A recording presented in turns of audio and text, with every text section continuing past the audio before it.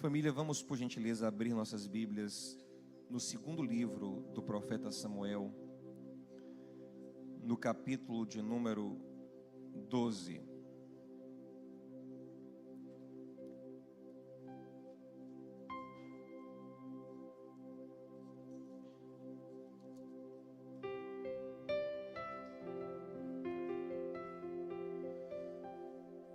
Segundo livro de Samuel, capítulo 12.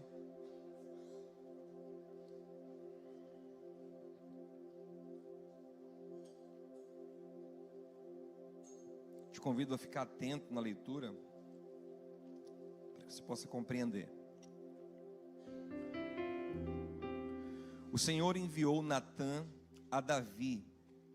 Natã foi falar com Davi e lhe disse: havia numa cidade 2 homens, um rico e outro pobre.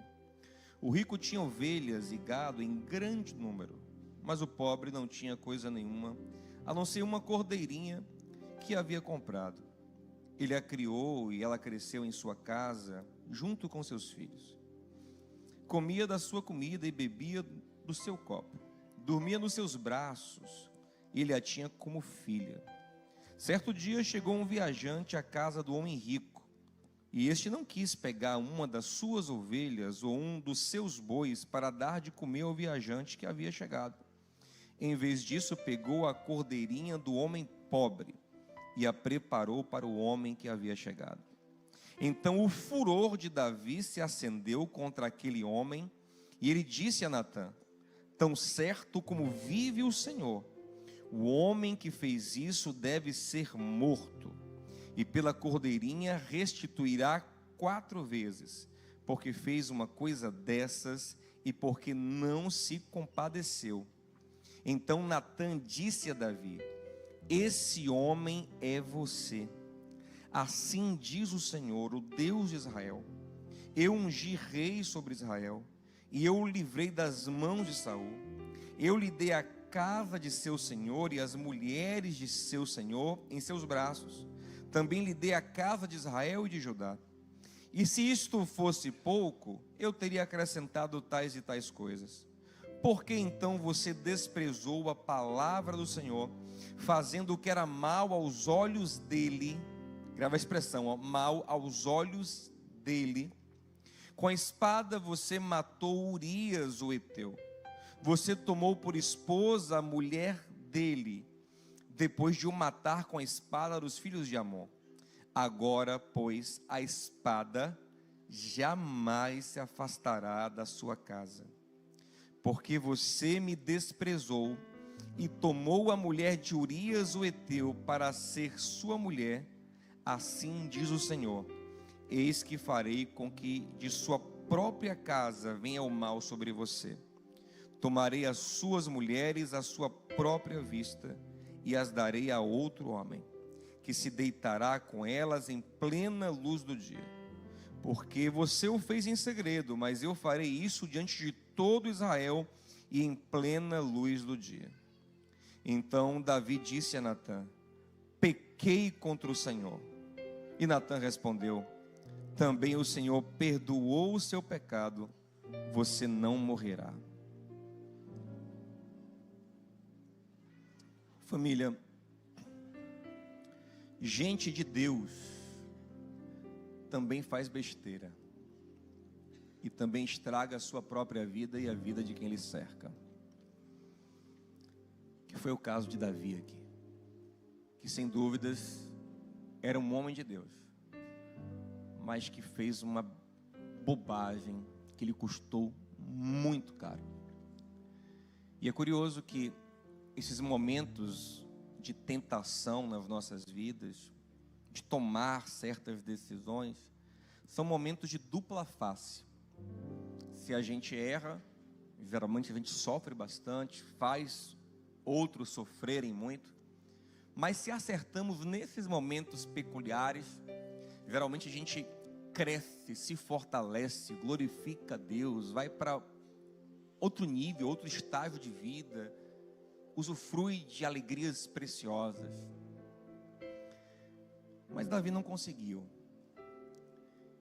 E tem uma questão especial que envolve a queda de Davi, que eu queria compartilhar contigo hoje, porque é um desafio que todos nós enfrentamos. Gente, quando a gente começa a ler a Bíblia não começa com o homem, a Bíblia começa com Deus. No princípio, criou quem? Deus, os céus e a terra. O universo é criado por esse Deus pré-existente, que, portanto, é o dono desse universo. Deus cria a terra, Deus cria um jardim, Deus cria o homem, Deus bota o homem no jardim, Deus dá instruções ao homem, Deus dá um limite ao homem, Deus dá ordem ao homem. Quando eu falo homem, eu falo de humanidade, o homem e sua esposa. Entretanto, chega um momento em que o diabo semeia no coração do homem uma ideia que, infelizmente, pelo pecado, passou para todos os nossos corações, de que Deus, o dono de tudo, não é o centro, não. Que o centro somos nós. De que o centro é o homem. De que o homem, na verdade, é seu próprio Deus. De que a vontade que mais importa é a nossa. Que o sentimento que mais importa é o nosso. Lógico que isso é uma grande mentira. Logo depois de pecar, Adão e Eva perceberam, Deus chegou, eles ficaram apavorados, morrendo de medo. Foram expulsos do jardim de Deus. Sofreram consequências porque Deus as impôs sobre eles. Morreram porque a vida pertence a Deus. E uma das coisas fortes que Deus fala para Adão para baixar a bola dele ô Binho, você é pó,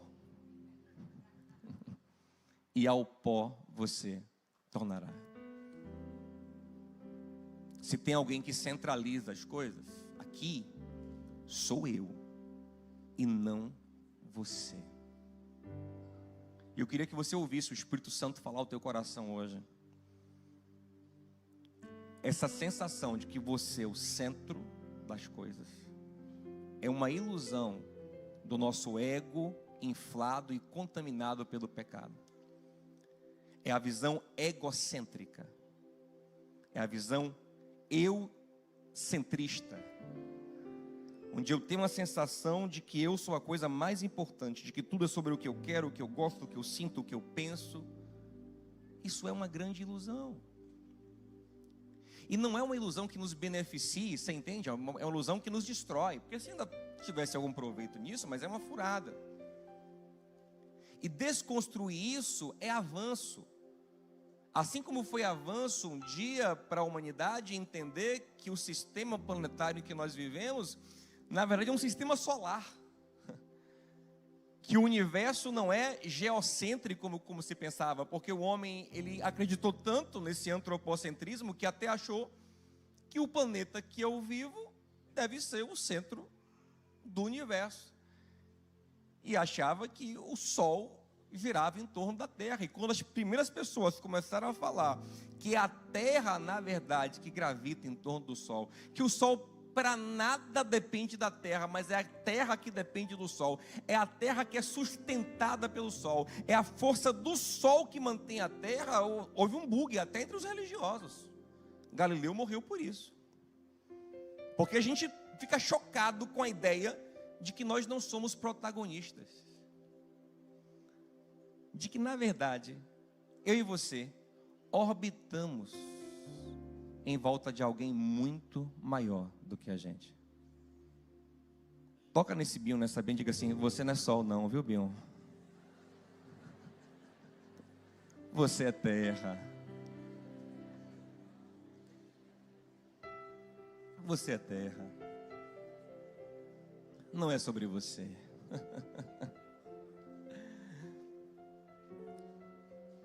Só existiu um homem em volta de quem as coisas orbitam. Porque esse homem não era só homem, esse homem era Deus. Aí Paulo explica em Colossenses 1 que Deus fez convergir tudo nele. Tudo foi criado por meio dele e para ele. Sem ele nada do que foi feito se fez. Ele é o centro.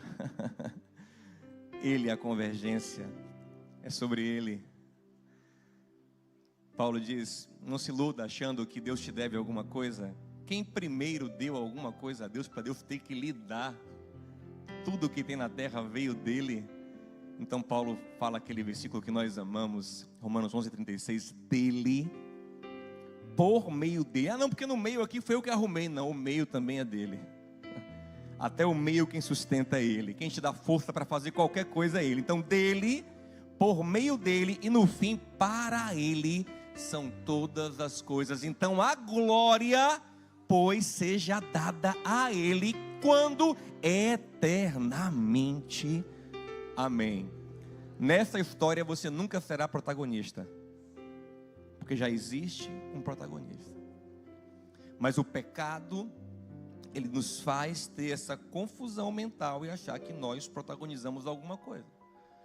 Por causa do pecado que entrou no homem, tem um texto que traduz muito o que nós sentimos, que é Provérbios 21:2. Guarde ele, grife ele, marque ele, sublinhe ele, tatue ele, brincando. Faça alguma coisa com esse texto. Provérbios 21:2 diz assim: todos os caminhos do homem são certos aos seus próprios olhos. Preste atenção. Todos os caminhos do homem são certos como? Aos seus próprios olhos. Mas o versículo continua: mas o Senhor pesa o coração. O Senhor que tem uma visão mais alta, uma visão mais profunda, o Senhor cujos caminhos são mais altos do que o nosso. Lembra de Isaías 55:8 e 9? Ele olha e percebe que esse homem autocentradinho, que sempre se justifica, sempre acha que ele merece mais, que sabe que é sobre ele é um iludido.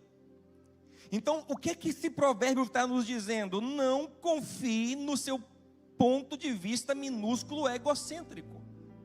Se você quiser entender um pouco mais sobre a vida, você precisa se afastar um tanto para ter um pouco de luz. Se afastar como? Tentar enxergar as coisas pelos olhos de Deus, mas não conseguiríamos isso sem a graça do próprio Deus. Olha o que aconteceu com Davi. Davi vacilou rude,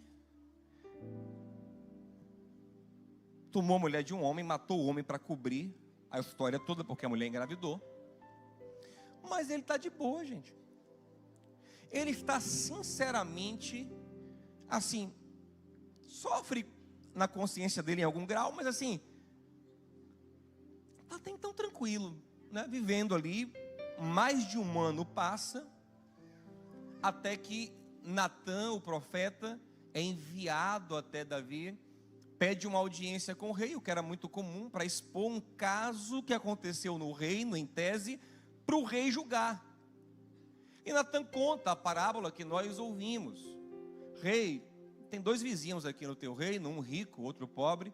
Um tem muito gado, o outro só tinha uma ovelhinha de estimação que ele amava como se fosse uma filha. E o rico recebeu uma visita, em vez de pegar um gado dele, um animal dele e fazer o churrasco, ele quis fazer o churrasco com a ovelhinha do vizinho pobre. Davi ficou furioso, olhou como se fosse o olhar de Deus, vive o Senhor, como assim quem se posiciona de fora, disse: esse homem é digno de morte, mas não deu sentença de morte, ele só declarou que isso era digno de morte, e a sentença que ele dá de fato é alinhada com a Bíblia, é alinhada com Êxodo 22:1, é a sentença que a palavra de Deus dava para quem roubava animal, pagar 4 vezes mais. Ele fala, tem que pagar 4 vezes mais. E ele fala mais assim, ó, esse homem não teve compaixão, ou seja, não conseguiu olhar para o outro e ter misericórdia, se colocar no lugar do outro. Quando Natã termina essa parábola, que Davi está furioso com o suposto homem que fez isso, que tomou uma ovelha, então Natã disse para Davi, esse homem é você. E aí Natã aplica a parábola, na verdade era uma parábola, com algumas metáforas, e Natã explica, rapaz, você tinha tantas mulheres, você tem tanto poder, você foi lá e tomou a esposa amada do pobre do Urias, e ainda matou ele, Davi. E aí, gente, Davi, sinceramente, quando entendeu o que aconteceu, ele grita: pequei contra o Senhor. E isso é sincero. Davi começa ali um processo sincero de arrependimento, que inclusive é descrito com mais detalhes no Salmo 51. Ele diz: pequei contra o Senhor. E tanto é sincero esse arrependimento que Natã responde para ele: Deus te perdoou, você não morrerá, mas vai arcar com as consequências. Agora eu pergunto a você, gente, por que é que Davi, durante um ano inteiro, não chega nesse arrependimento que ele chega quando ouve uma parábola? Porque essa parábola muda tanto a perspectiva e a cabeça de Davi, sendo que ele sabia o que ele tinha feito durante todo esse tempo. O que aconteceu? Uma coisa muito simples. Com aquela parábola dada por Deus, por inspiração divina, o Senhor, através de Natã, tirou Davi de uma visão egocêntrica, tirou Davi do centro, afastou um pouco Davi, usando até uma técnica que na filosofia se chama de ileísmo, que é se afastar do problema para olhá-lo como se fosse uma terceira pessoa. Então ele quebra um tanto do egocentrismo de Davi. Davi se afasta, e quando ele olha de fora, tentando alinhar o seu olhar com o de Deus, e não como de uma pessoa que está ali no centro da coisa, ele consegue enxergar bem e discernir, e tem uma visão muito equilibrada. Sabe que é digno de morte, mas a palavra de Deus manda pagar 4 vezes mais. Ele consegue discernir tão bem o pecado do outro, que na verdade era seu próprio pecado, mas que ele só discerniu quando ele saiu do centro. Deixa eu te falar uma coisa: o egocentrismo nos emburrece. A visão egocêntrica limita a nossa capacidade de compreensão, cria distorções cognitivas, nos confunde em nossos sentimentos e desejos, a gente fica tolo, bobo, abobalhado. Eu quero simular aqui a visão de Davi cometendo o pecado. Por favor, dobre a atenção agora, para não falar alguma coisa: o pastor pensa isso? Não. Eu vou simular Davi levado ao egocentrismo pecando, ok, gente? Preste atenção. Se isso não é muito comum, se de alguma forma a gente também não pode viver isso, a gente não vê tanto isso acontecer. Primeira coisa, 2 Samuel 11 diz que Davi ficou em casa num tempo de guerra. O exército dele foi guerrear na primavera, que é o tempo em que a guerra era travada, porque tem mais recurso natural para ser explorado, o clima é mais agradável.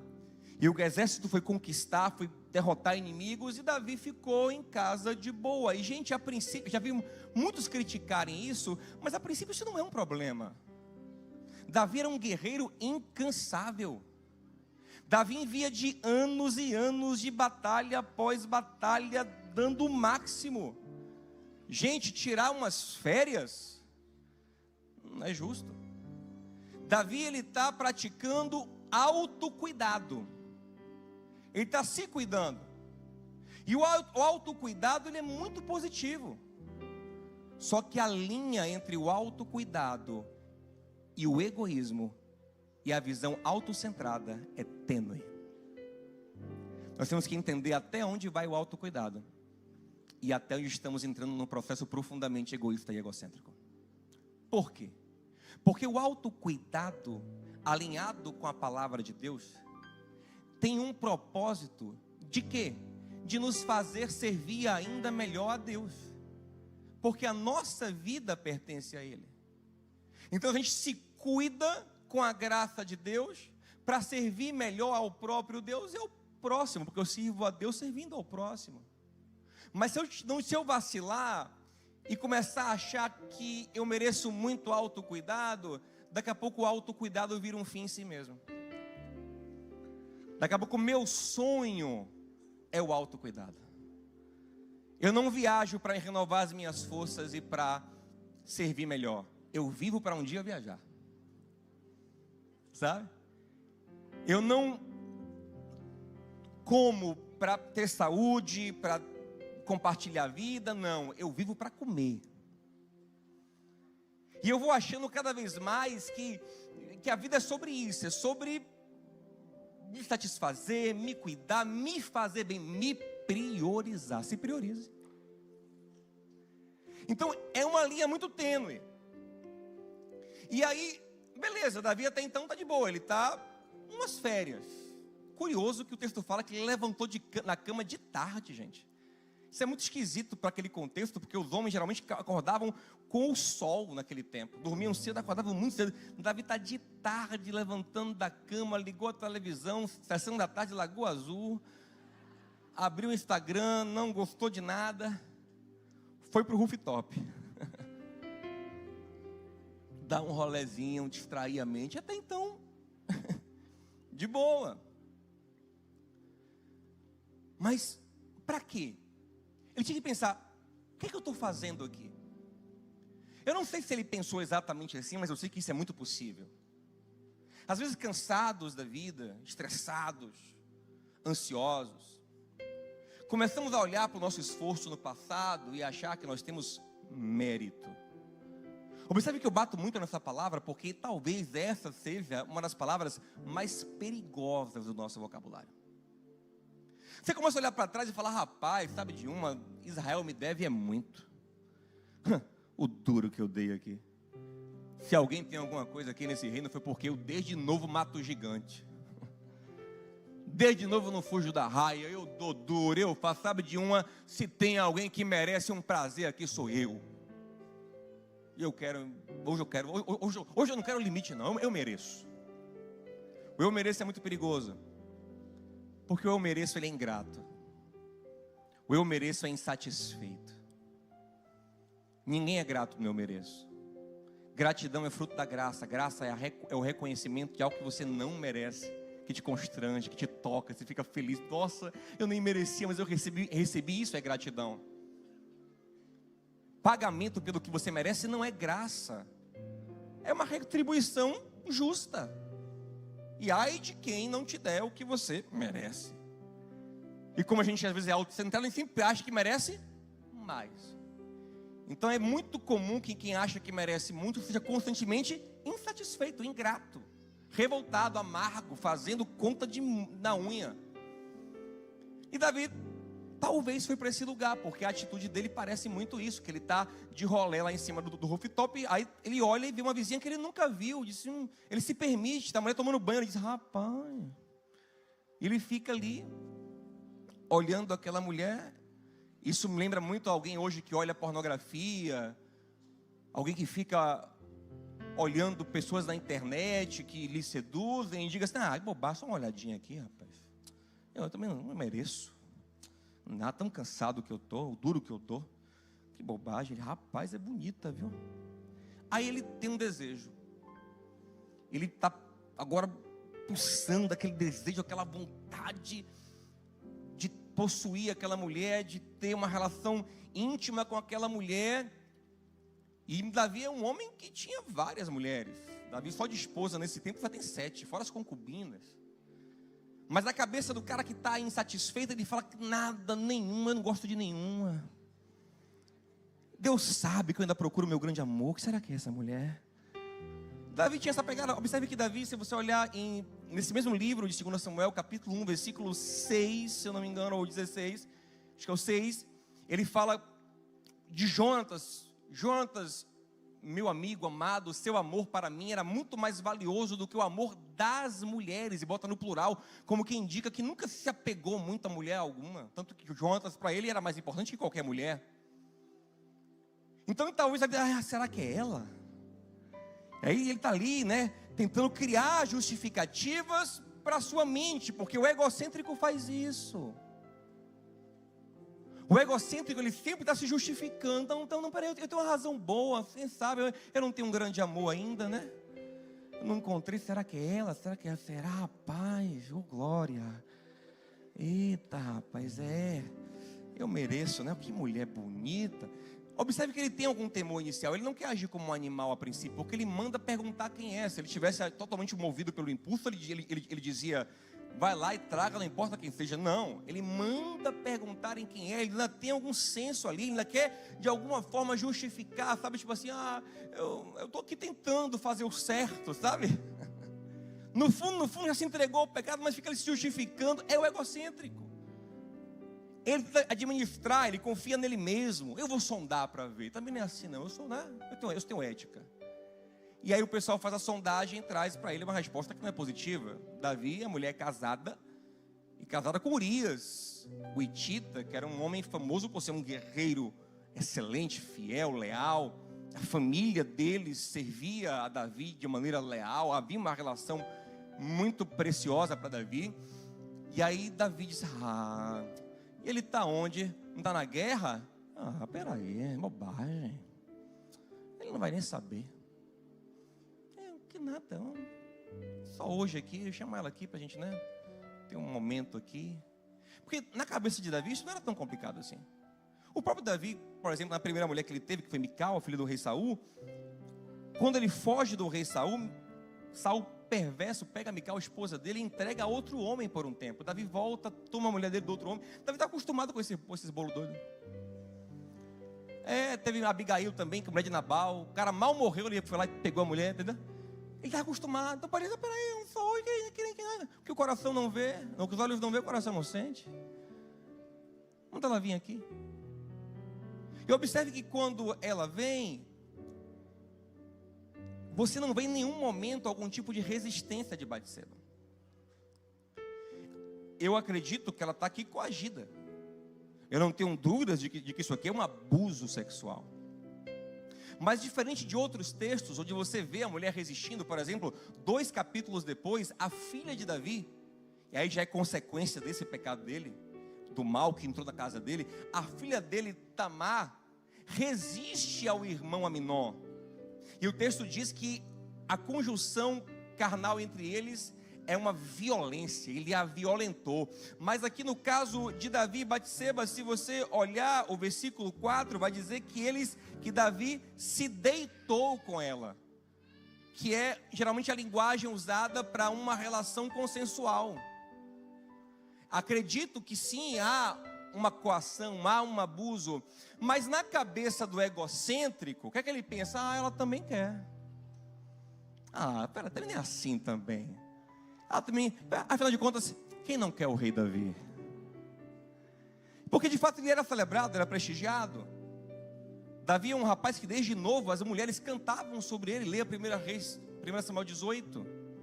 Cantavam sobre ele. Quem não quer? Estou dando também uma oportunidade de estar aqui com o rei Davi, né?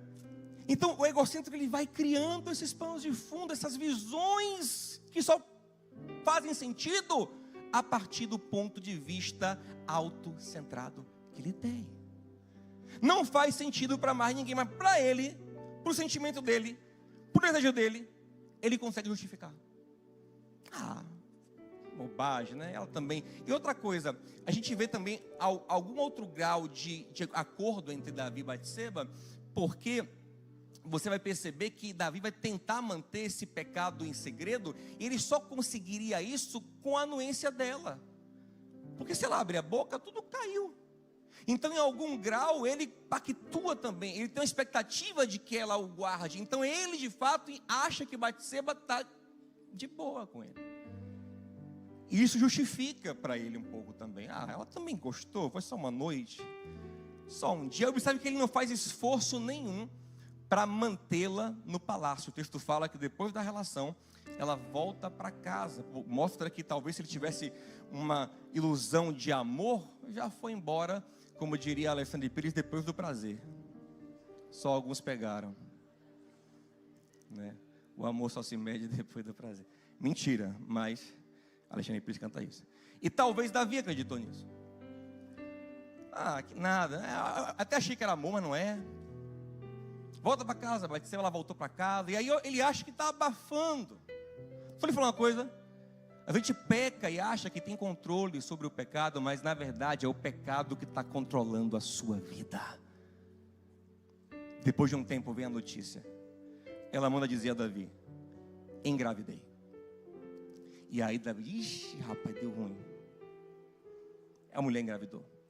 E agora, como é que eu lido com isso? Só que aí ele tem a oportunidade de se arrepender e de buscar um caminho que não seja egocêntrico. Mas a pessoa que não consegue achar o caminho que não é egocêntrico, sabe o que ela acredita? Ela acredita que ela ainda vai dar um jeitinho. Ela acredita que ela vai administrar a situação. Porque ele tem no coração essa ilusão de divindade mesmo, de, sabe, eu tenho poder aqui, eu arrumo a coisa, eu faço, eu dou um jeito, já dei jeito antes, em coisas semelhantes, eu estou no controle. Oh, meu Deus, que ilusão. Aí ele acha que está no controle, ele está numa visão autocentrada, ele está sendo egocêntrico, e ele manda trazer o rapaz da guerra, o general manda Urias, e aí ele fala: Urias, para disfarçar, Urias, me conte notícias da guerra, te chamei aqui para isso. Aí Urias dá um relato da guerra para ele, ele fala: Urias, você está liberado, volta para a guerra não, vai para casa, para dormir com sua esposa, para ficar de boa. Aí Urias falou para ele: rei, eu não posso não, rei, minha consciência não permite não, meus irmãos estão lá morrendo pelo Senhor, por Israel, e eu não posso ficar aqui de boa na minha casa, dormindo com minha esposa. No mínimo, eu vou ficar aqui na porta do teu palácio, guardando a tua vida. Meu Deus, isso era para arrebentar qualquer pessoa com um pingo de consciência saudável. E Davi, eu repito, ele é um homem de Deus. Davi é um homem de Deus. Davi tem intimidade com Deus. Davi, para aquele tempo, conhece Deus profundamente. Davi tem profundas experiências com Deus. Davi é um homem sobre quem vem poderosamente o Espírito de Deus. Mas naquele momento autocentrado, ele vai piorar ainda a sua bobagem. Porque pode ser a pessoa mais de Deus. Se tiver autocentrado, vai só piorar as coisas. Na sua vontade de dar um jeitinho, em vez de se render, de buscar o que é de fato a vontade de Deus, você tentar controlar a bagunça, ela só vai piorar. E ele aí viu que o cara não foi, ele disse: sabe de uma? Agora eu vou dar um jeito dele. Aí ele chama Urias no dia seguinte para beber. Urias bebe vinho com ele, e quando ele viu que Urias está embriagado, ele manda: vai Urias para casa agora, rapaz. Ele está crente que o cara embriagado vai para casa e vai dormir com a esposa, que nada. Davi acorda de manhã, está o cara bêbado na porta, assim: ó, fiel, ó, eu estou aqui, rei, guardando a tua vida. Davi: caramba, esse cara é fiel demais. E aí, nada constrange Davi. Por que nada constrange Davi? Por que nada constrange Davi? Porque Davi só está pensando nos próprios sentimentos, no como ele vai sofrer, como a exposição vai ser ruim para ele. Ele está com medo, ele está assustado, ele só pensa nele. Isso vai ser ruim para mim, isso vai dar ruim para mim, eu não posso viver isso não, vou dar um jeito. É a visão egocêntrica, só pensa no que você sente, no que você acha, no que vai acontecer com você. Como ele mesmo disse na parábola, quando ele julgou a parábola de Natã: esse homem não teve compaixão. Compaixão é a capacidade de se colocar no lugar do outro, de ter uma empatia tão profunda que você traz o outro para o seu coração, você traz a vida, a dor do outro para dentro de você, você olha para ele e se coloca no lugar dele, sente a dor dele. Davi não consegue, por quê? Porque ele está autocentrado, gente. Ele só pensa nele, no que ele vai viver, no que ele vai sofrer, e a visão dele fica minúscula. E aí ele, infelizmente, continua nisso e tem a péssima ideia de se livrar de Urias. Porque o autocentrismo dele chega a tal nível que ele pensa: entre a minha reputação, o meu legado, a minha honra e a vida de Urias, o meu legado, a minha honra, a minha reputação, o que eu sinto, né? E aí você justifica de várias formas. Vai ser melhor para todo mundo, é melhor para o reino, é melhor para mim, é melhor para Batseba, ela tem um filho meu, eu vou poder criar o meu filho agora, seremos uma família feliz. Urias, coitado, é uma vida miserável mesmo, é melhor morrer. Aí você vai criando os raciocínios autocentrados, egocêntricos, que só fazem sentido na sua própria cabeça egoísta. Todos nós somos assim. Se nós nos colocarmos no centro da vida, começamos a criar raciocínios, pensamentos, justificativas que só fazem sentido no nosso coração. Provérbios 21:2.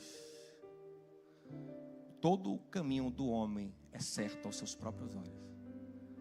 Se você conversar com um monte de gente que assassinou, que fez loucura aí, muitas vezes, a princípio, eles estão muito de justificativa.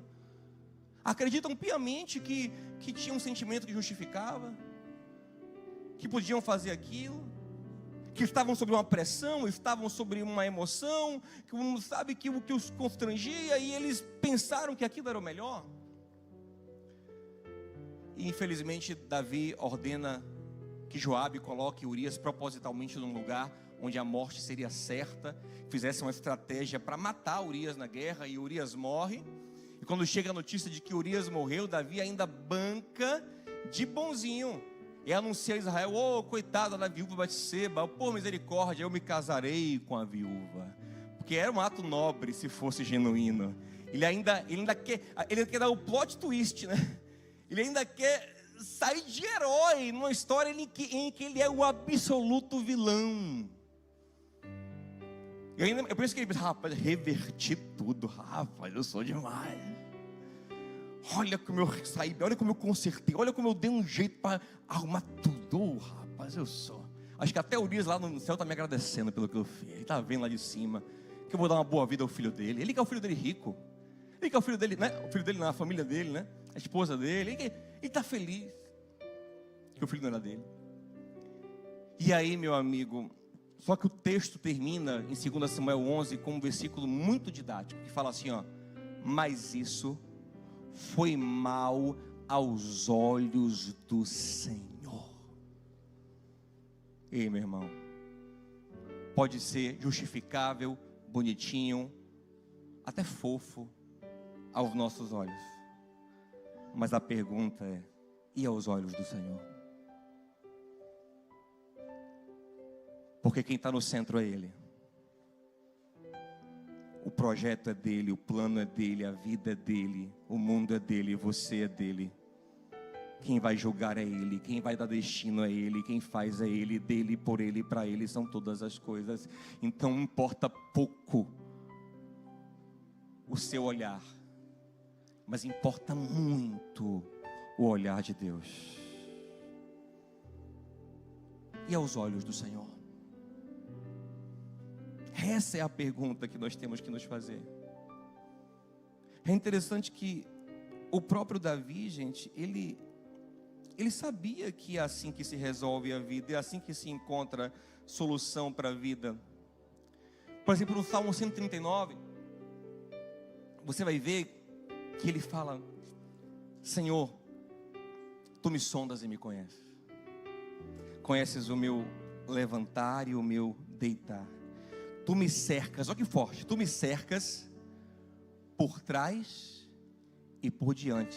Alguém aqui está conseguindo ver agora as suas costas? Não, porque a nossa visão é limitada.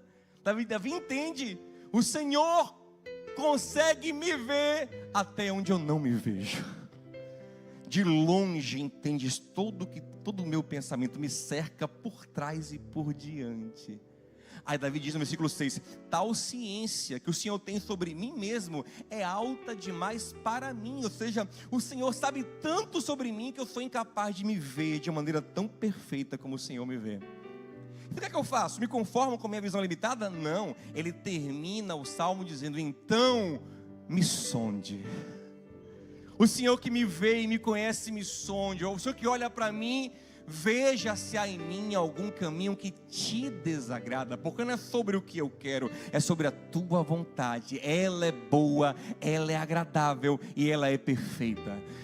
Veja se há algo em mim que te desagrada e faça o quê? Me guie pelo caminho correto. Ou seja, eu não quero viver tomando decisões na minha visãozinha autocentrada, mas eu quero ser guiado pela alta visão do meu Deus.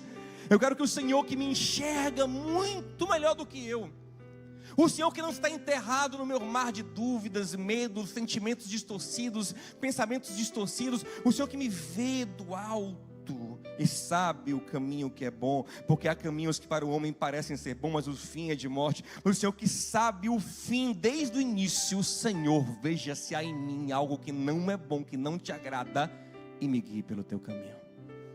Até o homem perfeito, Jesus, por ser homem e por ter limitações como homem, vai dizer ao Pai: não seja feita a minha vontade, mas a tua vontade.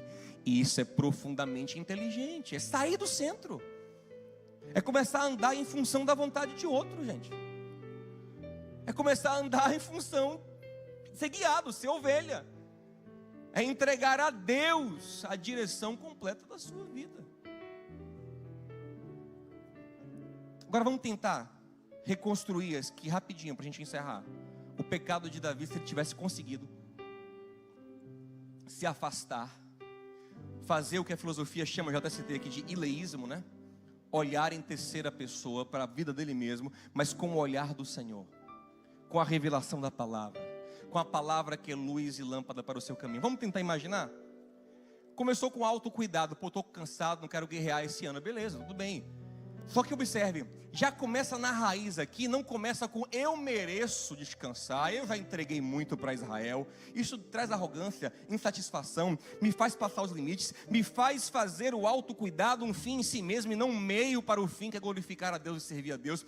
Mas se ele inverte, em vez do mérito, ele entra aqui: rapaz, vou ter um aninho para descansar, graças a Deus. Isso aqui já começa a quebrar tudo.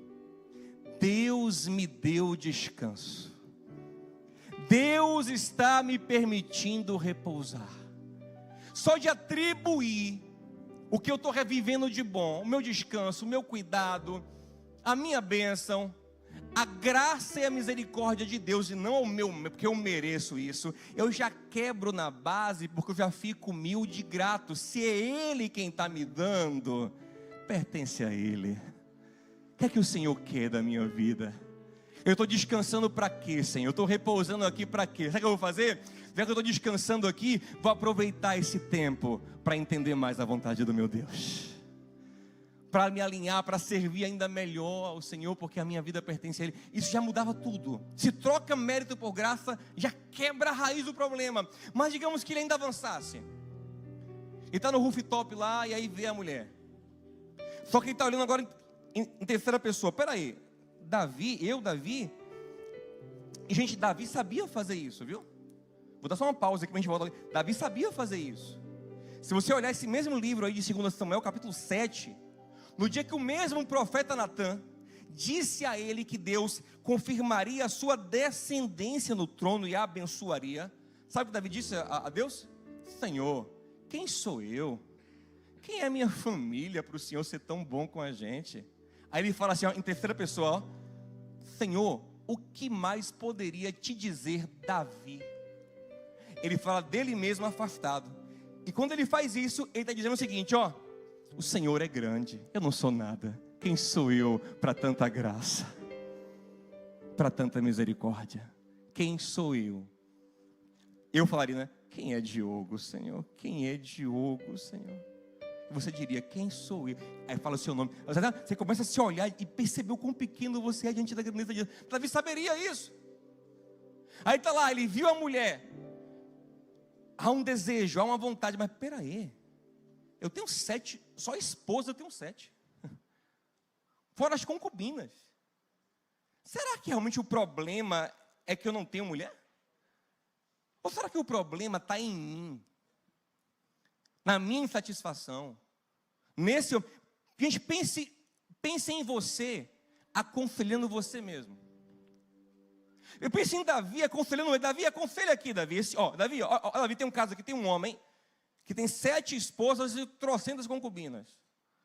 Mas está agora achando que tem pouco, que está faltando alguém na vida dele.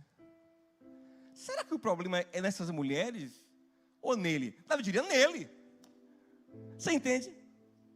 E muitas vezes, quando você olha para a sua própria vida um pouco distanciado à luz da palavra, você começa a perceber que o problema não é o mundo, as pessoas, o problema está em você.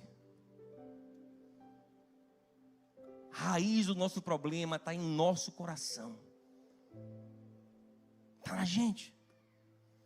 Porque você aconselhando alguém, conseguiria ver isso. Porque você fica no centro e você não consegue ver. Mas digamos que mesmo assim, Davi ainda se interessou. E aí mandou perguntar quem era a mulher. Aí veio a notícia, é casada. O que ele pensaria? Poxa, a mulher é casada?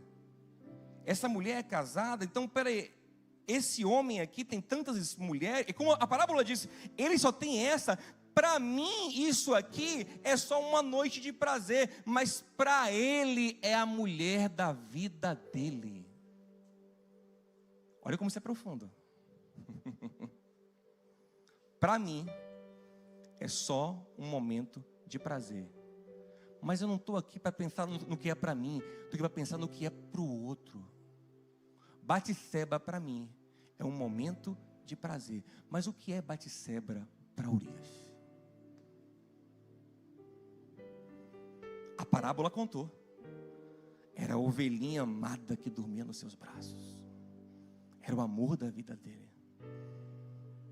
Toque em alguém e diga assim, ó, não é só sobre o seu sentimento, querida. Não é só sobre o seu sentimento. Digamos que mesmo assim ele ainda avança e manda trazer. E aí depois que ele consuma o ato ali e despacha ela, vem a notícia, engravidou. Esse era um ótimo momento para alguém se arrepender e dizer, caramba, não tenho controle de nada, e agora, Senhor, me ajuda, não posso fazer isso, eu não posso empurrar nele o meu filho, ele é meu vizinho, ele vai ter um filho com a cara do rei. E certamente algumas pessoas sabiam. Ia rolar um boatinho, ih, rapaz, a cara do rei.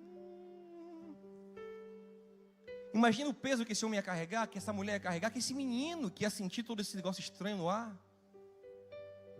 Mas Davi não consegue pensar isso, por quê? Porque ele só pensa nos seus próprios sentimentos. O que eu sinto.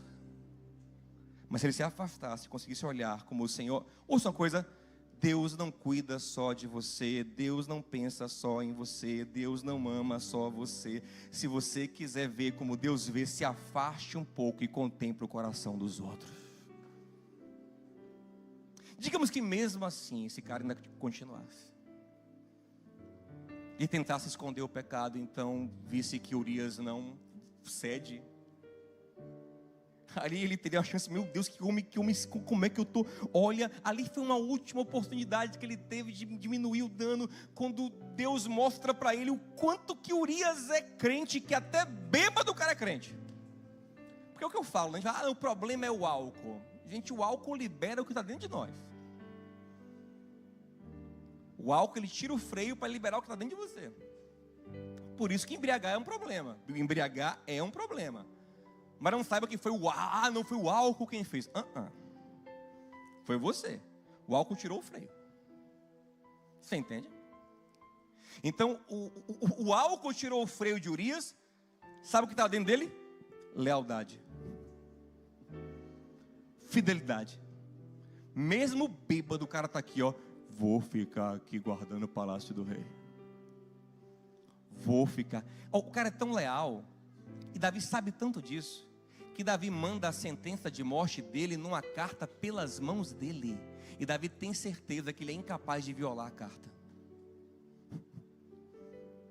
Davi, diante daquele homem tão leal, teve mais uma chance de dizer, meu Deus, olha para mim e para ele, eu sou um monstro, tomando a mulher dele, querendo empurrar meu filho nele, até pensando em matá-lo, e olha que homem justo, meu Deus, eu me arrependo, meu Deus, me ajuda a não piorar a situação, e se corria para o alto, mas como ele continua autocentrado, ele continua pensando nele, no que eu vou perder, no que eu sinto, no meu nome, no meu reino. E aí quando você pensa muito em você, o outro fica pequenininho, porque você que é importante, você é o sol.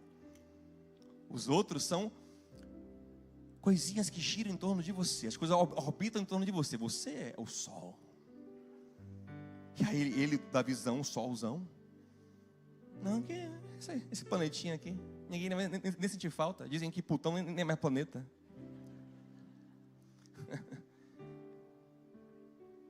Vamos tirar aqui, ninguém não vai sentir falta mais. Só alguns pegaram isso aí. Estudar, gente, geografia. E aí, observe. Aí ele Não consegue. E aí depois de tudo, ele não teria coragem. Porque assim, observe, quando ele tem aquele queixo de bancar de herói, ele não teria aquele de bancar de herói sabendo que Deus está do céu dizendo assim: herói o quê, rapaz? Você é um impostor. Mas está tão autocentrado que ele tem coragem de bancar de herói diante de Deus. E eu quero encerrar essa palavra dizendo a você, meu irmão, minha irmã, essa ilusão autocentrada, essa ilusão egocêntrica destrói as nossas vidas, a vida de quem nos cerca, e nos impede de viver a boa vontade de Deus. Que Deus nos liberte disso, que nós percebamos o quão bom é ser coadjuvante na história onde o protagonista nasceu lá em Belém, cresceu em Nazaré, morreu em nosso lugar em Jerusalém, mas ressuscitou e está vivo, porque a vontade dele é perfeita, o reino dele é justiça. Não é o reino de Davi cheio de pecado, é o reino do justo, é o reino do santo, é o reino do bom, que faz o bem a todos.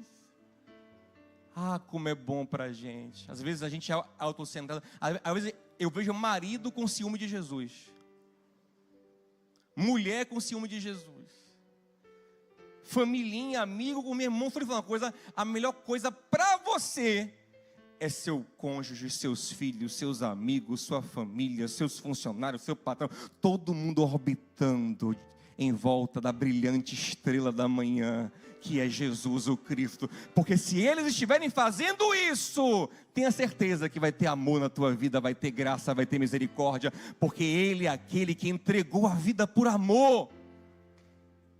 É o Cordeiro de Deus. Mas ai de nós se orbitarmos em volta de pessoas autocentradas. Um coração autocentrado não tem limites, quer sempre mais, mais, mais, e querendo corrigir um pecado comete outro e faz coisas piores. Por quê? Porque na cabeça dele é tudo sobre ele. Quem somos nós?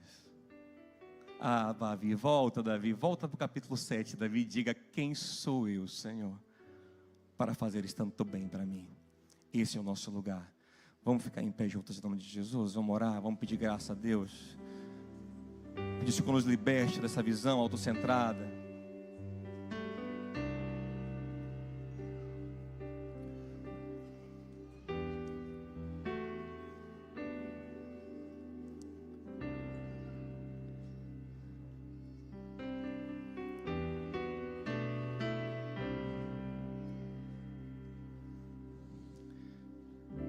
Comece a orar e pedir ao Senhor isso, que te liberte, que te cure. Eu estou pedindo isso a Ele também, porque eu também preciso. Peça isso ao teu Pai, diga: Senhor, me liberta dessa visão medíocre, do meu egocentrismo, de achar que o meu sentimento, que a minha vontade é que define tudo. Que eu consiga enxergar com os teus olhos, Senhor, com a luz da tua palavra. Que eu consiga entender o que o Senhor pensa.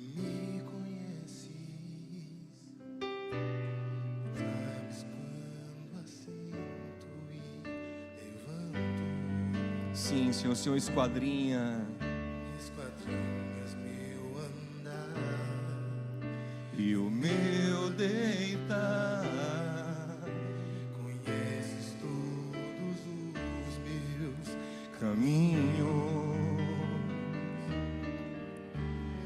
Ainda a palavra não me chegou à boca, não. E tu já conheces, Senhor,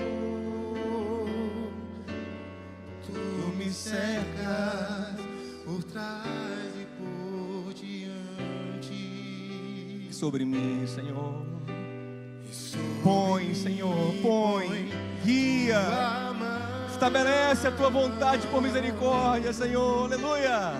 Sonda-me, ó Deus, conhece o meu coração,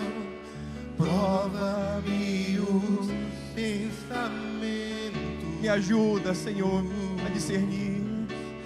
Vê se há em mim algum caminho mau e guia-me pelo caminho eterno.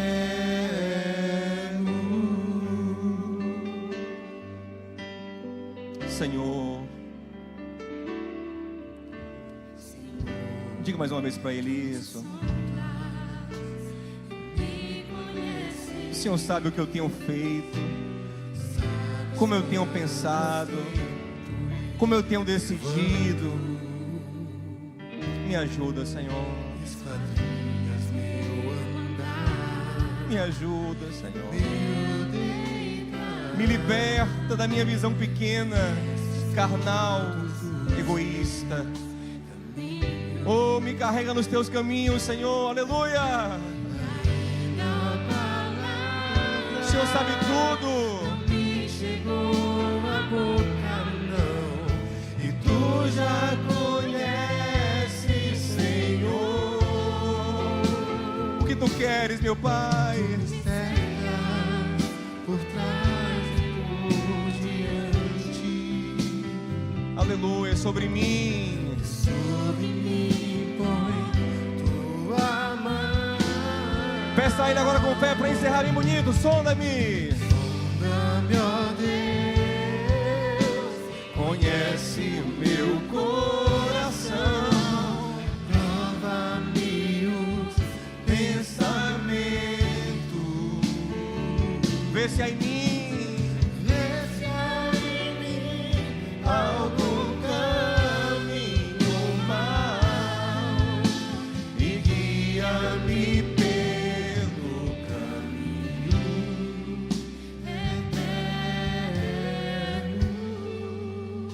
eterno. Aquele pecado custou Davi 4 filhos. 4 filhos morreram. Briga, revolta na família, nunca mais teve paz em casa. Uma filha foi estuprada. Porque ele acreditou que a visão dele, que o sentimento dele era o que mais importava. Ah, como vamos sofrer se acreditarmos nisso. Mas feliz é o homem, feliz é a mulher que confia no Senhor. Entrega o teu caminho ao Senhor. Confia nele. Entregar o caminho ao Senhor não é simplesmente entregar os problemas para Deus, é entregar a direção para o Senhor. Entrega a tua direção a Deus. Pede a Ele sabedoria. Medita na sua palavra de dia e de noite. Busca nele a direção. Busca entender o que Ele pensa sobre cada aspecto da sua vida. Oh, Senhor, nos ajuda nisso, meu Pai. Porque Tu és o centro da nossa vida, Senhor. Tu és o centro da nossa vida, meu Pai. A nossa vida está centrada em Ti, Senhor. Para a Tua glória, em nome de Jesus. Eu vou dar a bênção, mas a gente não pode dar a oportunidade de cantar um pouquinho de Tu és o centro, né, Cezinha? Vamos cantar o refrão? Vamos declarar isso com fé? Tu és o centro, Diga isso. Razão que nos trouxe. Diga para Ele. Teu é o reino. Aleluia. Rendemos louvor. Tu és, Senhor, Tu és o centro da minha vida, da minha casa, razão que nos trouxe. dessa comunidade. Tu és o centro Teu é o reino. da Tua igreja na terra, do universo. Rendemos louvor a Ti. Tu és o centro. Diga isso para Ele. Razão que nos trouxe aqui. Teu é o reino. Teu é o reino. Rendemos louvor a Ti.